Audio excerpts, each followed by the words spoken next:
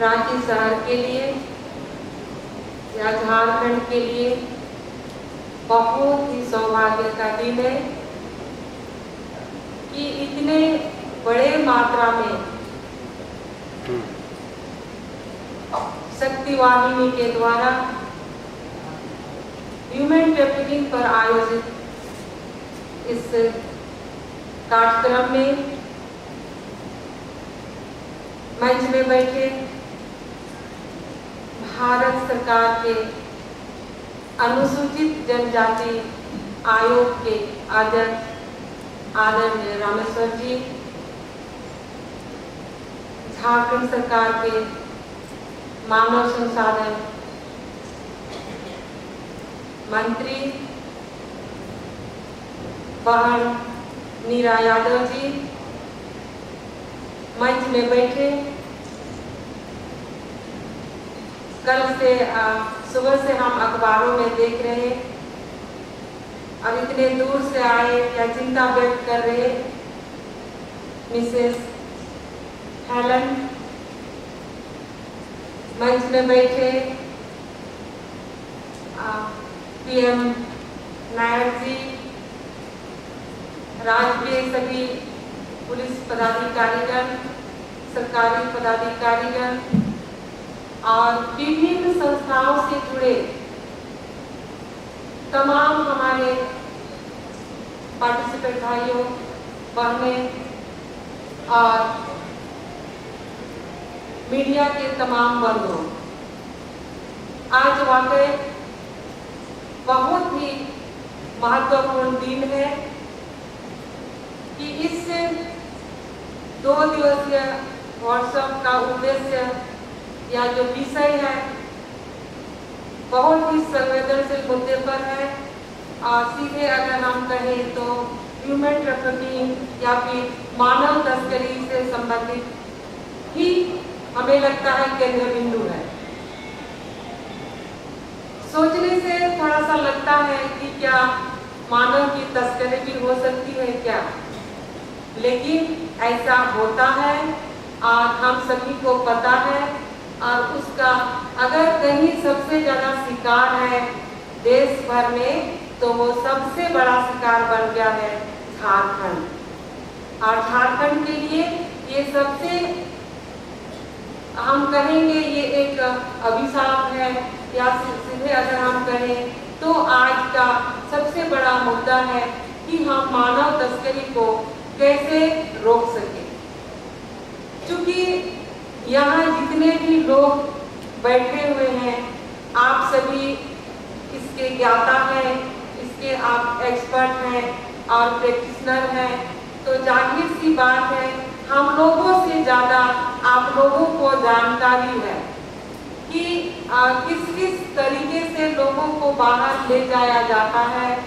आप सभी को हम लोगों से ज़्यादा पता है या फिर हम ये भी कह सकते हैं कि इस काम में जो लोग लगे हुए हैं वो पहचान में नहीं आते क्योंकि वो कोई दुकान खोल के नहीं रखे, वो कोई बाजार खोल के नहीं रखे, वो आपके जैसे और हमारे जैसे चलते फिरते लोग ही हैं।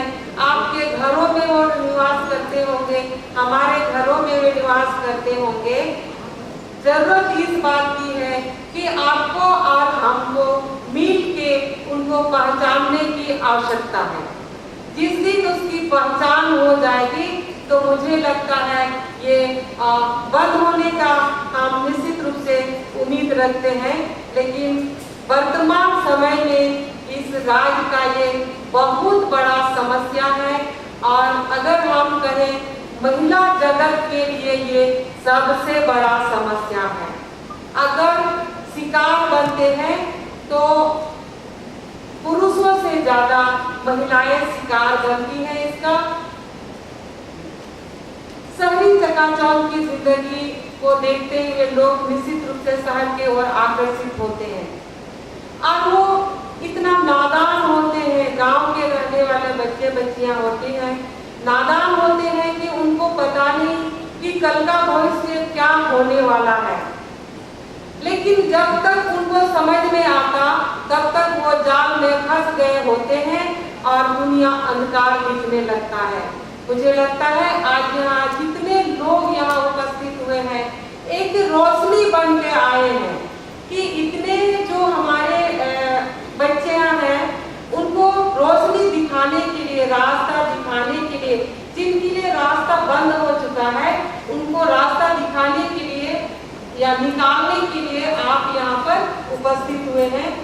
2 दिन में जितने आप लोगों को यहाँ मंथन करना है, चिंतन करना है, मुझे लगता है कल समापन के बाद बहुत ही पॉजिटिव निर्णय होगा या बातें आएंगी जो समाज के लिए, इस राज्य के लिए हितकर होगा। मैं बताना चाहती हूँ या बोलना चाहती हूँ आपके बीच में कि आखिर लोग इस ओर आकर्षित क्यों होते हैं या फिर इस तरह के जाल में क्यों फंसते हैं, आखिर उसका कारण क्या है। कारण जानना तो जरूरी है क्योंकि कारण बिना जाने हम उसका समाधान, सॉल्यूशन निकाल नहीं सकते। और आप सभी लोगों को बखूबी पता है झारखंड जैसे राज्य जहाँ हम कहते हैं आदिवासी बहुल्य क्षेत्र है और अगर इस मानव तस्करी का शिकार कोई बनता है, हमें लगता है अगर आप लोग क्योंकि एनजीओ से काम करते हैं, एनजीओ में काम करते हैं, सर्वे निश्चित रूप से किए होंगे और आपके पास डेटा हो या फिर जो भी निर्णय हो, तो मैं आपसे निवेदन करना चाहूंगी क्योंकि मेरे विभाग से भी संबंधित है ये, तो जो डेटा हो वो हमें भी आप प्रदान करेंगे ताकि हम उसको देख सके और आने वाला समय में आप ही को हम मदद कर सके। तो मैं बोलना चाह रही थी कि आखिर इसका कारण क्या है। जहाँ तक मुझे समझ में आता है तो बहुत ही मुख्य कारण है इसका, और इसका पहला कारण मुझे लगता है गरीबी होगा, क्योंकि गरीबी एक ऐसा बीमारी है जिसका कोई इलाज नहीं देख रहे हैं अभी समाज के सामने, लेकिन इस समय सरकार ने बहुत सारा सकारात्मक कदम उठाया है गरीबी को दूर करने के लिए। लेकिन यहाँ जितने लोग बैठे हैं सभी लोग एक जिम्मेदारी व्यक्ति के रूप में आप काम करते हैं। अपने जिम्मेदारी को अगर हम ईमानदारी से पूरा करें, निर्वहन करें, तो उसको भी दूर किया जा सकता है, क्योंकि गरीबी के कारण ही लोग कहीं भी कुछ भी करने के लिए राजी हो जाते हैं। इसीलिए गरीबी को जड़ से उखाड़ फेंकना एक हमारा कर्तव्य होना चाहिए या एक संकल्प लेना चाहिए, दृढ़ संकल्प लेना चाहिए कि इस समाज को या इस राज्य को गरीबी से मुक्ति कैसे दिलाया जाए। गरीबी से मुक्ति दिलाने के लिए एक अवेयरनेस का कार्यक्रम निश्चित रूप से चलाना चाहिए कि लोग यहाँ से पलायन करते हैं, क्यों पलायन करते हैं, उसके पीछे भी पलायन के बाद यहाँ से बाहर जाने के बाद लोगों को पता चलता है कि हमारा देश, हमारा घर क्या था, कैसे था, और आज जहाँ हम फंस गए, जिनके भी चंगुल में फंस गए, वहाँ हम कैसे रह रहे हैं, फंसने के बाद लोगों को पता चलता है। इसीलिए ये अवेयरनेस का कार्यक्रम जरूरी है। और अपने राज्य में जो भी काम है, विशेष करके यहाँ हमें लगता है अधिक मात्रा में अगर हम देखें तो राज्य का अधिकांश हिस्से में उद्योग धंधा नहीं है, कल कारखाने नहीं है और एकमात्र कृषि पर ही लोग निर्भर होते हैं। तो अगर कृषि पर निर्भर है तो अपने खेत के प्रति, कृषि के प्रति लोगों का झुकाव हो, लगाव हो, उसके लिए अवेयरनेस का कार्यक्रम निश्चित रूप से होना चाहिए। लोगों को काम चाहिए, आप उनको इंगेज रखना जरूरी है ताकि उनका दिमाग इधर उधर की बातें ना सोचे या उनका दिमाग ना भटके। ये भी जिम्मेदारी हम सभी के ऊपर है। दूसरी बात है अशिक्षा। अशिक्षा भी मूल कारण इसलिए है कि जो भी पेरेंट्स होते हैं, जो भी गार्जियन होते हैं, उनको समझ में नहीं आता है कि हम अपने बच्चों को कहाँ पढ़ाएं, कितना पढ़ाएं। पढ़ाने के नाम पर क्योंकि उनको अपना सोच आगे नहीं कर पाते हैं और भविष्य उनको समझ में नहीं आता है, इसीलिए शिक्षा का प्रचार प्रसार सरकार के स्तर से जितना होता है वो तो हो ही रहा है, आगे भी होगा, लेकिन आप सभी डायरेक्ट मैन टू मैन जुड़े हुए हैं। एक गांव में आप लोग जाते हैं, इसीलिए इस तरह का भी कार्यक्रम होना चाहिए कि लोगों को शिक्षा के प्रति ज्यादा आकर्षित करना चाहिए। एक भी बच्चा बिना शिक्षा का ना रहे, ऐसा कार्यक्रम आप लोगों को भी चलाना चाहिए, क्योंकि जिस दिन शिक्षा ग्रहण कर लेंगे, समाज शिक्षित हो जाएंगे, तो मुझे लगता है बहुत सारी चीजें समझ में आ जाएगा। अपना पराया, अपना देश दूसरा देश, अपना घर दूसरा घर, या फिर बाहर जाने के बाद क्या होता है ये समझ में आ जाएगा, तो कहीं ना कहीं कंट्रोल हो जाएगा। मुझे ऐसा महसूस होता है। इस सभी चीजों को रोकने के लिए या फिर युवाओं को रोजगार देने के लिए, पलायन रोकने के लिए भारत सरकार और झारखंड सरकार ने एक साथ MOU किया है। आप सभी को पता है, लास्ट 22 तारीख को MOU हुआ है। भारत के प्रधानमंत्री माननीय नरेंद्र मोदी जी ने स्किल डेवलपमेंट को बहुत ज्यादा फोकस किया है और एक स्तर में, एक क्षेत्र में इसको किस तरह से हर लोगों के हाथ में जो हुनर है उसको निखार लाने के लिए स्किल डेवलपमेंट का MOU हुआ है। चाहे वो छोटा स्किल हो चाहे बड़ा स्किल हो, हर तरह का काम समाज में चाहिए होता है या देश में चाहिए होता है। इसीलिए कोई भी काम छोटा नहीं होता या कोई भी काम बड़ा नहीं होता। जरूरत सिर्फ इस बात का है कि आपको मेहनत से काम करना पड़ेगा और जिस काम को आप अपनाते हैं उसमें ईमानदारी दिखाना पड़ेगा और लगन दिखाना पड़ेगा, तभी आप उन चीजों से निजात दिला सकेंगे। तो ये भी जिम्मेदारी एक समाज के ऊपर है, विशेष करके इस एरिया में जो आप लोग काम करते हैं, सभी संस्था के लोग जो आप लोग काम करते हैं, हमें लगता है ये इस तरह की चीजों को भी आप प्रचार प्रसार निश्चित रूप से करेंगे। एक छोटा सा उदाहरण हम देना चाहेंगे कि अभी कहीं कहीं यदा कदा आप लोगों को नजर आता होगा पिंक ऑटो, किसी ने रांची शहर में देखा है। मैंने इसीलिए कहा कि ये छोटा काम नहीं होता, काम तो काम होता है, चाहे छोटा काम हो चाहे बड़ा काम हो। आखिर हम अपने पेट के लिए काम करते हैं ना, अपने रोजी रोजगार के लिए काम करते हैं। इसीलिए आप लोगों को इसका भी प्रचार प्रसार करना चाहिए कि हर छोटे काम के लिए अपना समय देना चाहिए। अगर हमारे हाथ में हुनर है तो आपको दिखाना चाहिए, तो आपका जीवन शैली निश्चित रूप से बदलेगा। हम लोगों के पास अभी बोलने का तो बहुत है, लेकिन बोल नहीं सकते क्योंकि हम लोग का हाउस चल रहा है और समय से हम लोगों को वहाँ भी पहुँचना होता है। मैं दो बातें सिर्फ बोल के अपनी बातों को समाप्त करना चाहती हूँ। आपको ध्यान में होगा कि सभी इस 24 जिला में 22 जिला में महिला थाना का गठन हुआ है और सभी महिला थाना में महिला पदाधिकारी का पदस्थापन हुआ है। ये विशेष करके महिलाओं का जो समस्या है, चाहे वो मानव तस्करी हो चाहे किसी भी तरह का चीज हो, उन चीजों को रोकने के लिए महिला थाना को बढ़ावा दिया जा रहा है। तो इसका भी प्रचार प्रसार करना चाहिए, क्योंकि जनरल थाना में महिलाएं अपनी समस्याओं को खुल के नहीं रख पाएंगे। इसके लिए महिलाओं थाना को बढ़ावा देने के लिए इस तरह का काम किया जा रहा है। आपको ये भी मालूम है कि AXTU anti human trafficking unit का भी गठन हुआ है 8 जिला में, जो सिर्फ और सिर्फ मानव तस्करी को ही वो देखेंगे। उनको कैसे उनको बचाना है, कैसे छुड़ाना है, इनका यही काम है। तो गांव के लोगों को इन सब चीजों का जानकारी नहीं है, इसीलिए क्योंकि आप सीधे उनसे जुड़े हुए हैं, इसीलिए मैं आपको बताना चाह रही हूँ कि इन सभी चीजों का भी आप लोगों को प्रचार प्रसार करना चाहिए।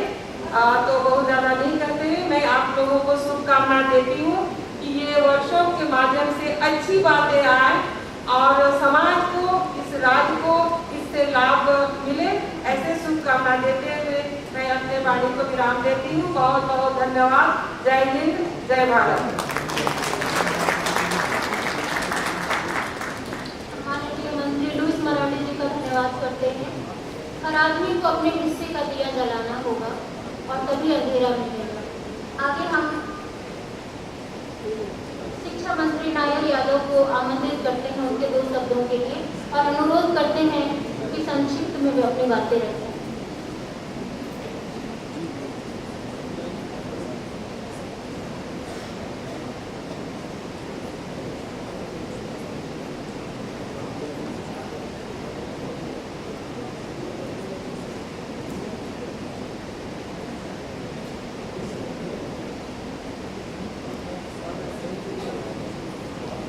ह्यूमन ट्रेफिकिंग को लेकर के शक्ति वाहिनी द्वारा आयोजित 2 दिवसीय कार्यशाला में यहाँ पर मंचासी भारत सरकार के सहयोगी भाई रामेश्वर उरांव जी, बहन जलेश जी, झारखंड सरकार के सहयोगी हमारी बहन समाज कल्याण की माननीय मंत्री बहन लुईस मरानी जी, मंचासी हमारे सभी सम्मानित पदाधिकारीगण, हर एक विभाग से आए हुए हमारे सहयोगी सभी बुद्धिजीवी वर्ग, पुलिस प्रशासन के हमारे भाइयों बहनों और विभिन्न संस्थाओं से आए हुए सभी सम्मानित पदाधिकारीगण, उपस्थित सम्मानित आगंतुकों और चौथे स्तंभ के रूप में हमारे मीडिया कर्मी भाइयों, आज बहुत ही अहम मुद्दा को लेकर के हम सब यहाँ पर एकत्रित हुए हैं।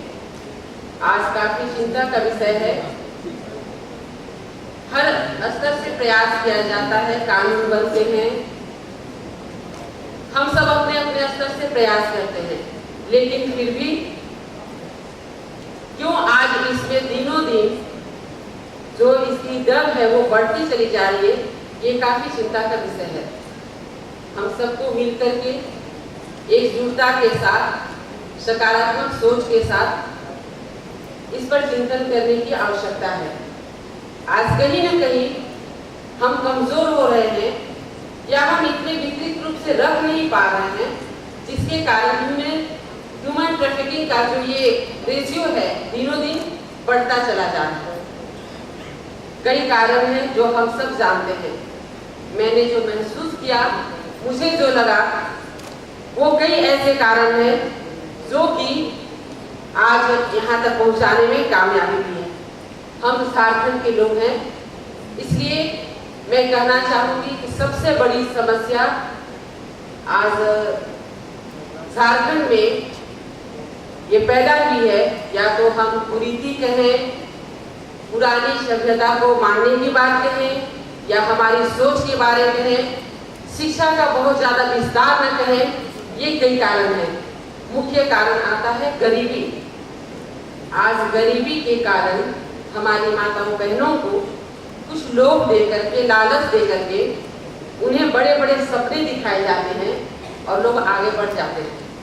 आज नौकरी के नाम पे कि बाहर चलो, अच्छा सा काम दिलाया जाएगा, अच्छी तनख्वाह मिलेगी, और हमारी जो नादान बहनें माताएं रहती हैं उन्हें समझ में नहीं आ पाता है कि ये हमें कौन सा जाल में फंसा रहे हैं, और वो इजी वे में उनके साथ चली जाती हैं।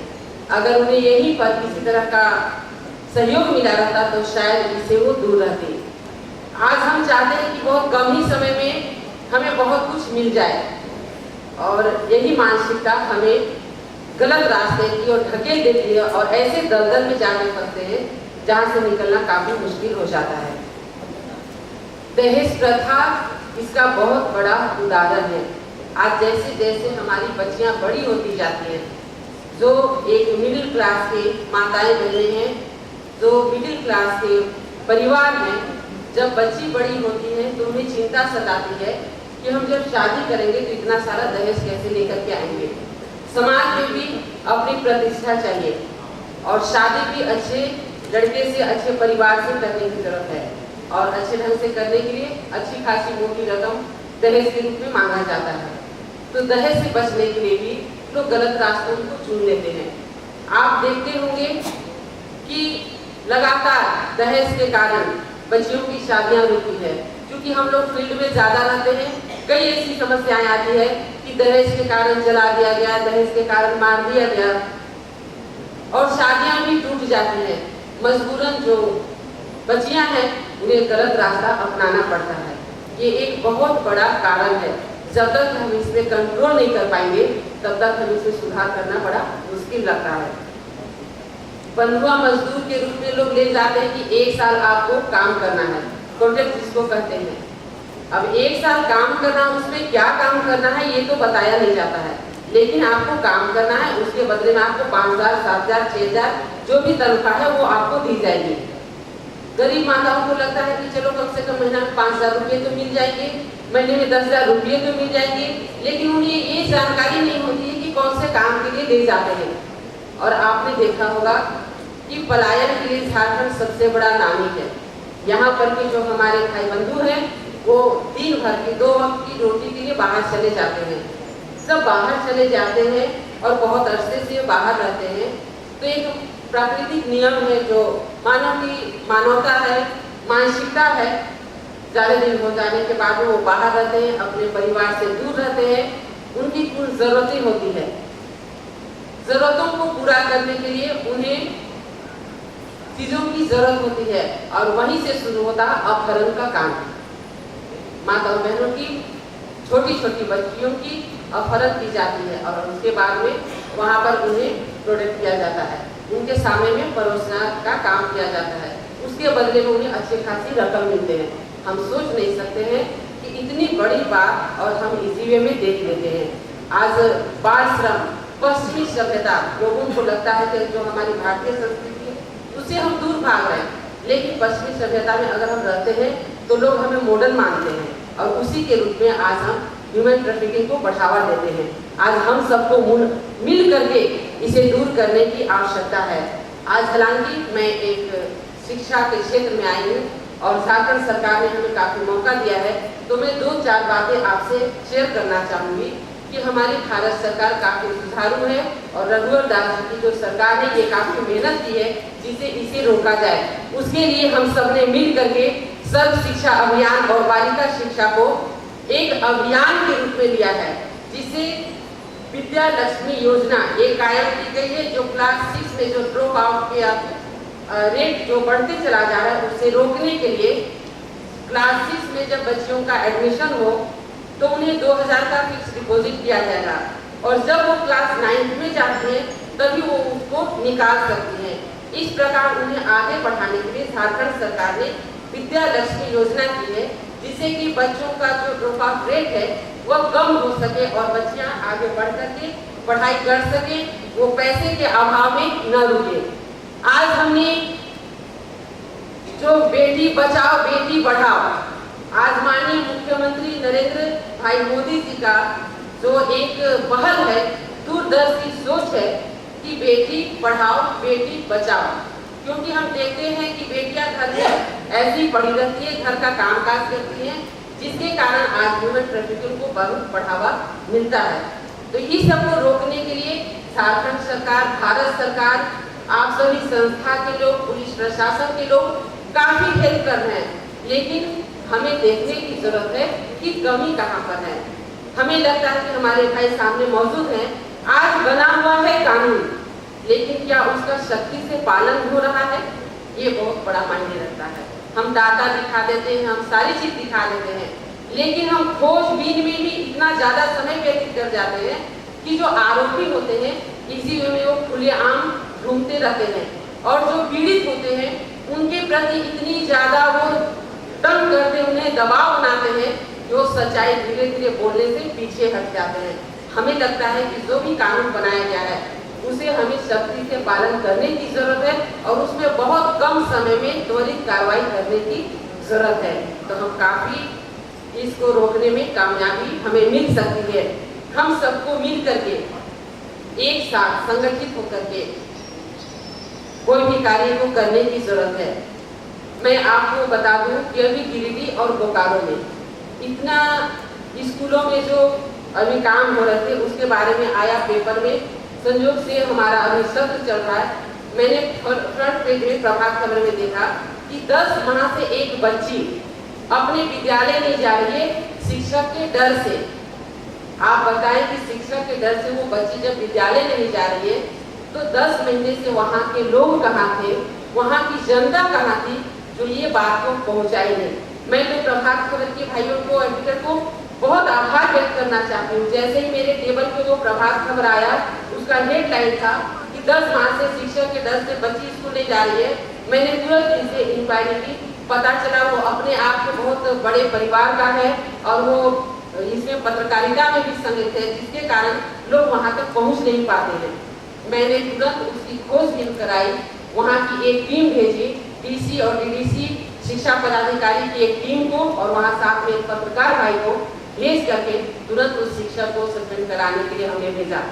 तो इस प्रकार जब तक हमें जानकारी नहीं मिलेगी तब तक हम कोई काम नहीं कर सकते हैं। भाइयों बहनों, बस मैं कहना चाहूँगी, समय अभाव है, इसलिए बस मैं एक शब्द आपसे निवेदन करना चाहूँगी, आग्रह करना चाहूँगी, विनती करना चाहूँगी। सच में अगर हमें चिंता है यहाँ के बच्चों के लिए, यहाँ की माताओं बहनों के लिए, तो हमारे भाई बंधुओं को सहयोग करने की आवश्यकता है। हम सब संकल्प के रूप में इसे ले, एक अभियान के रूप में ले, कैसे हम ह्यूमन ट्रैफिकिंग को रोक सके, इसके लिए हमें सचेत रहने की आवश्यकता है, चिंतन करने की आवश्यकता है। मैं एक लाइन आपसे करना चाहूंगी, 2 पंक्तियां जो बहुत ही सुख करती हैं। अंधेरा सही है मेरी दुनिया में, लेकिन कहीं चांदनी का बसेरा तो होगा। अंधेरा सही है मेरी दुनिया में, लेकिन कहीं चांदनी का बसेरा तो होगा। जरा देखो अंधेरी राहों से आगे, चमकता हुआ कहीं सवेरा तो होगा। सुना है कि सितारों के आगे जहां है, इनमें कोई चांद मेरा तो होगा। ऐसी आशा पर सूखते हैं ये दरिया, कहीं कोई बादल घनेरा तो होगा, कहीं कोई बादल घनेरा तो होगा। अभी हमने स्टार्टिंग में ही लाइट की वहाँ पर दीप जलाए। ये दीप ये सूचक है कि हम सबको मिल करके अपने क्षेत्र में एक एक ज्योत जलाने की आवश्यकता है, जिससे जो असहाय अपने आप को महसूस करते हैं उनके मन में एक भावना आए, उन्हें लगे कि हमारे साथ, अगर हमारे साथ कुछ गलतियां होती है तो मदद करने वालों की तो पूरी फौज है, आज हम अकेले नहीं हैं। कोई हमें तंग करता है तो हम मिल के इसे दूर करेंगे, वो आगे बढ़ा पाए। इन्हीं चंद शब्दों के साथ आप सबका सहयोग मिले, हम सब मिल करके एक अच्छी समाज का निर्माण कर सके। इन्हीं विश्वास के साथ आए हुए सभी सम्मानित आगंतुकों के प्रति और विशेषकर शक्तिवाहिनी जिन्होंने ये आयोजन को रखा है, उनके प्रति आभार व्यक्त करते हुए, सम्मानित आगंतुकों के प्रति आभार व्यक्त करते हुए मैं अपनी वाणी को विराम देती हूँ। धन्यवाद। माननीय मंत्री मीरा यादव जी को हम बहुत बहुत धन्यवाद देते हैं। आदिवासी कवयित्री ज्योति लकड़ा की 4 पंक्तियां हैं। दिखाए जाते हैं उन्हें रत्न जड़ित सपने, दिखाए जाते हैं उन्हें रत्न जड़ित सपने, जैसे सतुंगी को रोशनी। और शिक्षा की रोशनी से ये इस स्थिति को बदलने की इन्होंने बात कही है। हम अभी केंद्रीय अनुसूचित जनजाति आयोग के अध्यक्ष डॉक्टर रामेश्वर उरांव को आमंत्रित करते हैं, उनकी जनशक्ति।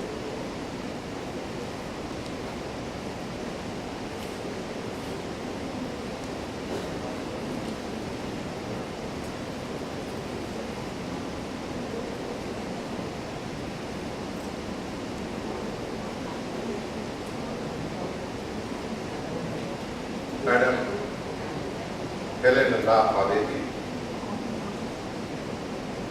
Shrimati Louis Marandi ji, honourable minister for social welfare, women and child development, Shrimati Meera Yadav ji, honourable education minister, government of Jharkhand, हमारे मित्र PM नायर साहब, नाम तो लेना चाहूँगा बहुत साथियों का जो सामने बैठे हैं हमारे, जिन्होंने मानव तस्करी को रोकने के लिए बहुत काम किया, जो दिखाई नहीं देता। मुझे कहा गया है कि मैं संक्षेप में बोलूं, honour that advice, I can be very brief. लेकिन चूंकि यहाँ गैदरिंग में हिंदी भाषी बहुत नजर आ रहे हैं, तो I shall be speaking in Hindi mostly, but at times I shall speak in English also. साथियों, ज्यादा बगल में बैठे थे पीएम नायक, हम एक दूसरे का अनुभव बता रहे थे। I was the Superintendent of Police, Caivasa, and he was Superintendent of Police, Palamu district. That is my native district. Palamu is my native district. तो वह बता रहे थे कि कारपेट बनाने के लिए मिर्जापुर में कैसे बच्चों को ले जाया गया था और कैसे छोड़ा है।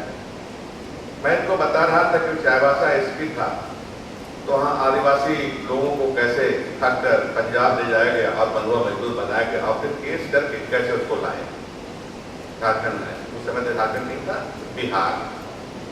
तो पुलिस एक संस्था ऐसी है जो कानून हो कि नहीं हो, अगर उसमें संवेदनशीलता सेंसिटिविटी है तो police has been working to combat traffic.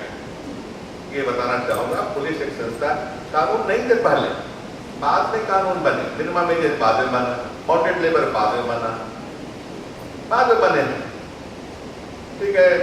Prevention of child labour act पहले बना था, लेकिन ये जितने हैं जिसके मार्फत से हम रोक सकते हैं तस्करी को, मानव तस्करी को, ये बात है। लेकिन कानून से कुछ नहीं होता, वो किताबों की शोभा बढ़ाते हैं। उसका तभी उससे फायदा होता है जब उसका इम्प्लीमेंटेशन, और पुलिस एक संस्था है जो इम्प्लीमेंट करे। लेकिन शर्त यह है कि पुलिस को सेंसिटिव होना पड़ेगा।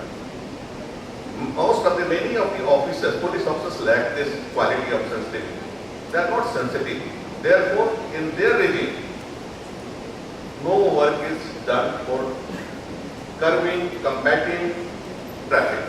ऐसा होता है। लेकिन हम रिक्वेस्ट करेंगे इस माध्यम से कि पुलिस अफसर को खास करके, और पदाधिकारी और विभाग के हैं, उनको सेंसिटिव होना पड़ेगा। पुलिस को ज्यादा हम तारीफ करेंगे आराधना सिंह जी का, दिल्ली में एक मीटिंग बुलाए थे कमिश्नर में, वहाँ आई और पूरा बयान की कैसे इन्होंने काम किया छोटी इलाके में। और भी साथी हैं, और तारीफ करूँगा अनुराग गुप्ता जी, वो दिल्ली में कई बार मेरे साथ मीटिंग में आए और कैसे झारखंड की लड़की नोएडा हो या दिल्ली हो वहाँ ले जाए गए, उनके साथ शोषण हुआ, वेतन का मजदूरी का भुगतान नहीं हुआ, कैसे उन्होंने बचाया। I am very grateful to him. यहाँ मैं संक्षेप में बताऊंगा role of national commission for scheduled tribe, क्योंकि यहाँ पर झारखंड में खासकर के जो तस्करी, मानव तस्करी होती है ट्राइबल बच्चों की, ट्राइबल महिलाओं की, तो ये ट्राइबल कमीशन का रोल अहम होता है। जितने भी ट्राइबल कमीशन में है क्या, जितने भी एक्ट हैं शोषण को रोकने के लिए, अपराध को रोकने के लिए, वो कमीशन का वो पावर है, अधिकृत किया गया है संविधान द्वारा। ये संवैधानिक व्यवस्था है, संविधान द्वारा जो मॉनिटरिंग करें, उस पर देख ओवरसी करें, देखें कि इन कानूनों का पालन हो रहा है कि नहीं। मॉनिटरिंग करना हमारा मुख्य काम है। जितने कानून, बॉन्डेड लेबर एक्ट हुए, मिनिमम वेज का हुआ, prevention of child labour act का हुआ, ये सारी चीजों को हम लोग मॉनिटर करते हैं। और दिल्ली में खास करके बहुत एक्सपीरियंस हम लोग, दिल्ली तो इसका राजधानी है, सब चीज की देश की राजधानी है, तो ह्यूमन ट्रैफिक की भी राजधानी दिल्ली और जगह हो सकता है, लेकिन हाईलाइटेड है दिल्ली। और धन्यवाद देंगे मीडिया के लोगों, प्रिंट मीडिया और खासकर प्रिंट मीडिया का। हमारा तो काम है, हमारे सेल बना दिए हैं कमीशन ने, नेशनल कमीशन शेड्यूल्ड ट्राइब ने, कि अखबारों को पढ़ना और देखना कहाँ से न्यूज आया है, किस तरह का डोमेस्टिक वायलेंस का या वेज नहीं मिलने का, शोषण का, महिलाओं के साथ, बच्चियों के साथ, लड़कियों के साथ, वो सब जमा करते हैं और सरकारों से प्रतिवेदन रिपोर्ट मंगाते हैं। ये हमारा काम है। तो नेशनल कमीशन शेड्यूल्ड ट्राइब ने अहम रोल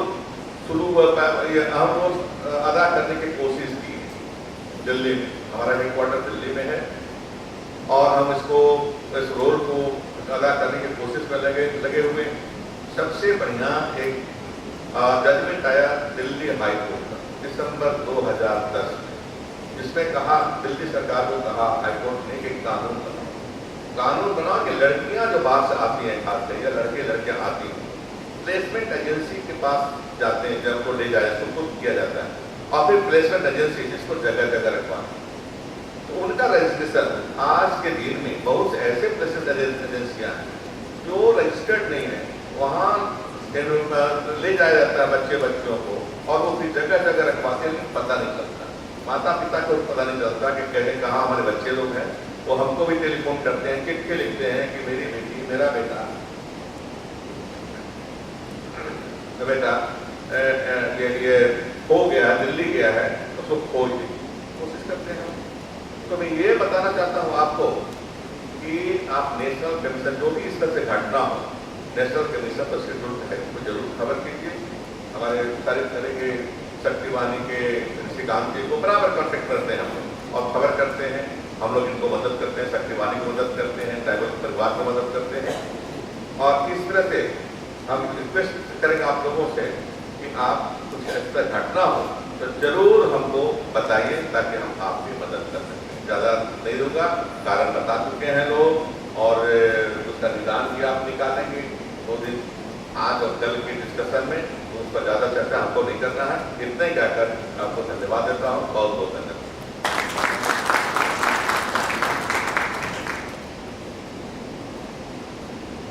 हम आपका तहे दिल से धन्यवाद करते हैं और अभी हम आमंत्रित करते हैं US consulate general, US consulate Kolkata miss Helen LaFave को उनके 2 शब्दों के लिए हम आमंत्रित करते हैं।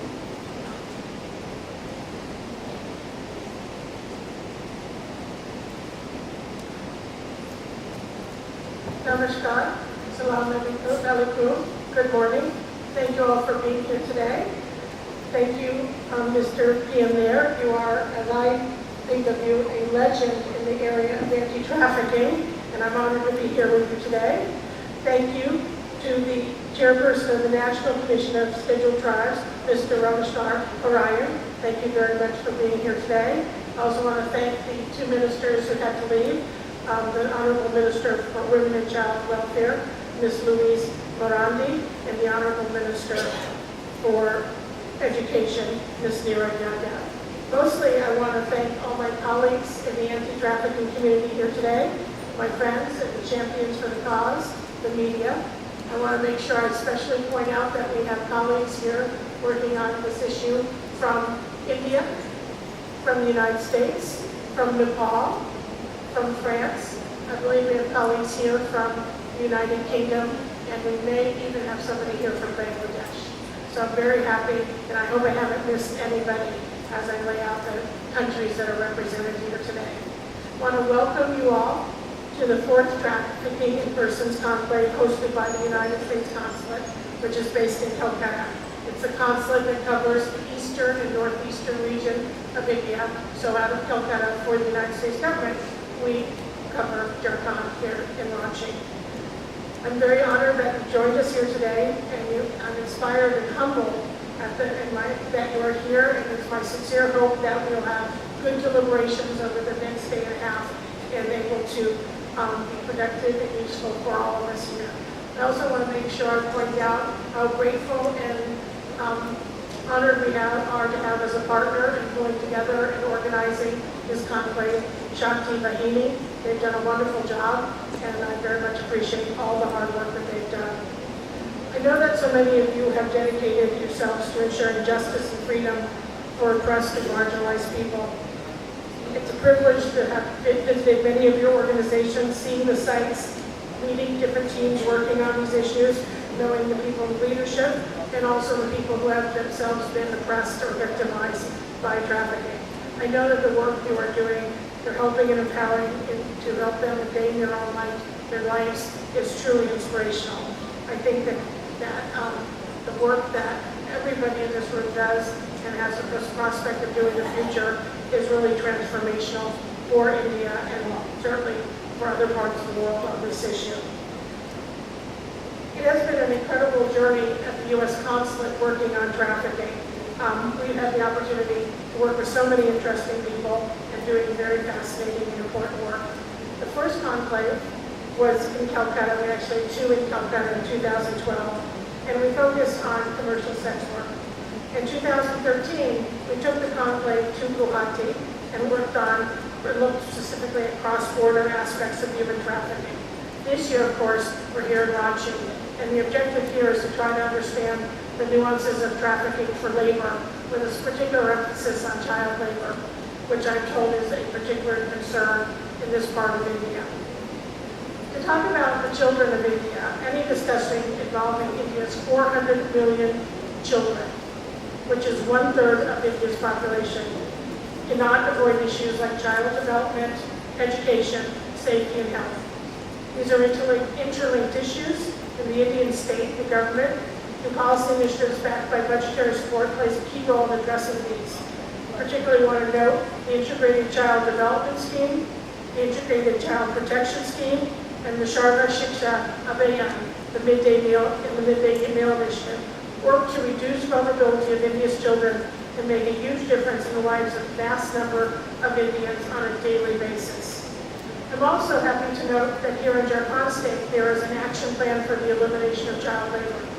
This plan identifies key sectors where children find employment as workers: in hotels, at roadside restaurants, as domestic workers, in brick kilns, coal making, mining, baking, automobile workshops, building construction, stone crunching, rag picking, and the list goes on.